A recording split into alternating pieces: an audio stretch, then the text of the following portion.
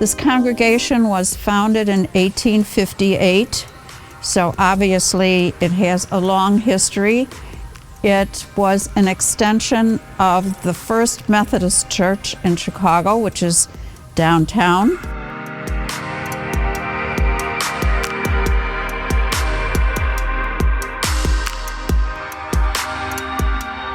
These columns are independent, freestanding structures.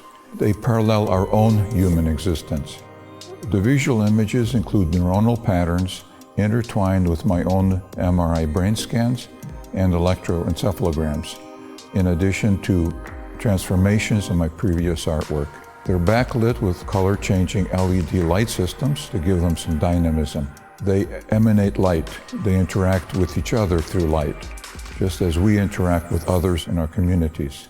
It is our aspirations, our fantasies, our dreams that give us our life force, our energy. In medical school, I took an elective about dream analysis. This course was taught by a psychiatrist who trained under Anna Freud, Sigmund Freud's daughter.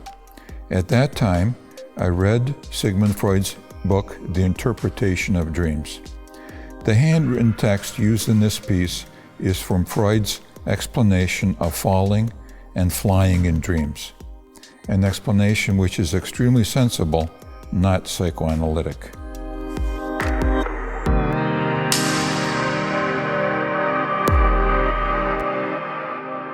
They were installed as part of the Beverly Art Walk, which I believe is in its third year this year. This is the first time we've had an installation inside the sanctuary at Trinity. What I especially love about them is that I feel you can experience them on so many different levels, from a very basic beauty level. They have mystery because different things appear when you look at them. And they have great emotion, from the changing of the colors to the faces and the words that appear in and out, to the intellectual excitement of knowing that they are neural pathways.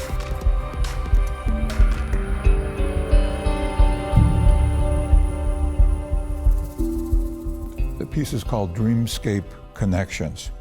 It includes a handwritten summary of one of my own dreams. During a midday dream, I was involved in a photographic project along the Mediterranean coast. I entered a restaurant to get something to drink and put down my knapsack. When I turned around, it was gone. With it, my camera and several weeks' worth of exposed film. My entire project disappeared. I was in a panic, and I very quickly woke up in a shaking sweat. Within a few minutes, the phone rang. My daughter was calling from Milan, Italy. She was in Italy on a semester abroad program from college. Her knapsack had just been stolen, along with her passport, credit cards, and money. So, at the same moment in time, I dreamed of my knapsack being taken, as when my daughter's knapsack was actually stolen. Coincidences like this do not happen. There are connections.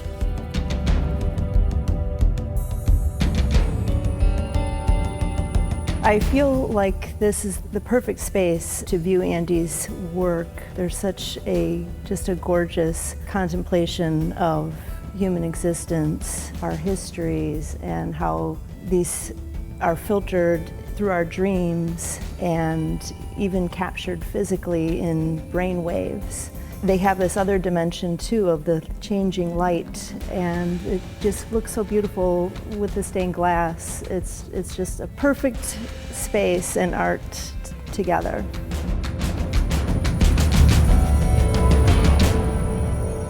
Franz Kafka's surrealism and existentialism influenced my art. A mirror portrait of him, which I made in 1977, hangs in the entranceway to my home. The handwritten text in this piece is from the beginning paragraphs of Kafka's book, The Trial. In Kafka's books, The protagonist goes under the name of one letter K, which refers to Kafka's own last name.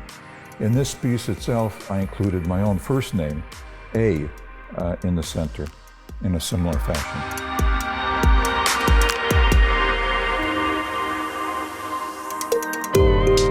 I'm speaking to you from Methodist Church in Beverly Hills, Chicago, and we're having an art exhibit that really is profound to me. As an architect, I find it striking that this type of illusion of space, light, and also figures ties in so well with the more traditional architecture of the sanctuary in its stained glass windows and the colors of light that come through. It is an exhibit that unfortunately many people will not see except through this video, and hopefully they will be able to study the imagery and the development as it goes through its different light phases, and they see the different objects that are there consistently and always, but not always visible, except when the light rays change.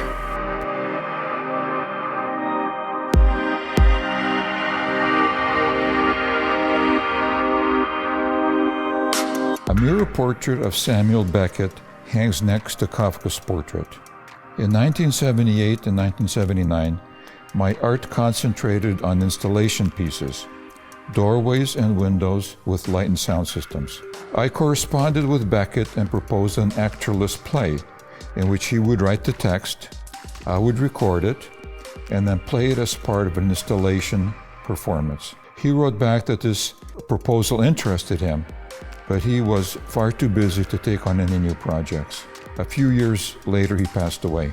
The handwritten text in this column is from Waiting for Godot.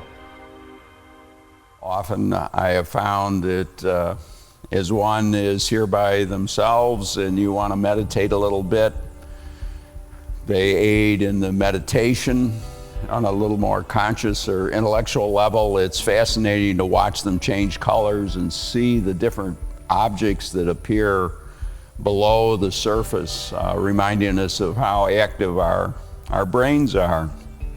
I think one of the things that fascinated me the most was during the art walk, when families would come through with small children, and the excitement the children enjoyed when they would see these faces and objects that they recognize suddenly appear in front of them as the light column changed colors.